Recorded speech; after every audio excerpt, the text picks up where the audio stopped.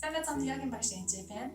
Дэглээ байрлал нь хөлний жилээ гаргаж хөлийн цасны эргэлтийг сайжруулдаг. Мөн хөл тэгшлэхэд тусалдаг тасгал байгаа. За аюун түрүүнд өөртөө өвтэйхэн байдлаар замжин суугаад эндээсээ баруун хөлийг өвдөг нуглан улаарн газар тавилаа.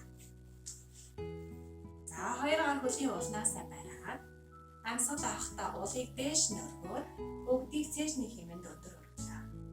За энэ байрлалаасаа өшөө илүү нүрийг шилбийг нүүрлөө ойртуулаад татъя.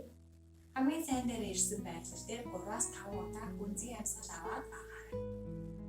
За энэ үед анхаарах зүйл маань нуруугаараа бүгдийг биш аль болох хатгор тэгшгэн байлгаж байгаа. 3 2 1 хөлийг улаар буулгаад газар тавилаа. За урдын адил замлал суугаад одоо нөгөө хөл дээр мөн адил татна.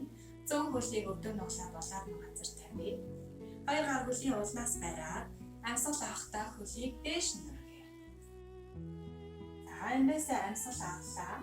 Амьсгалыг гаргахтаа шилбийг нүүрлөө илүү ойртуулан татаад хамгийн сайн дээр эвлээ нуруугаа зэхлээд 3-5 удаа гүнзгий амьсгал аваад гаргая. 3 2 1 хөлийг суллаж буулгаад урдын адил замжилсан. Эндээ нуруугаа зэхлээд өөртөө өвтэйхнээр биеэ засаад нүдэн амин амьсгалаа ачиглая.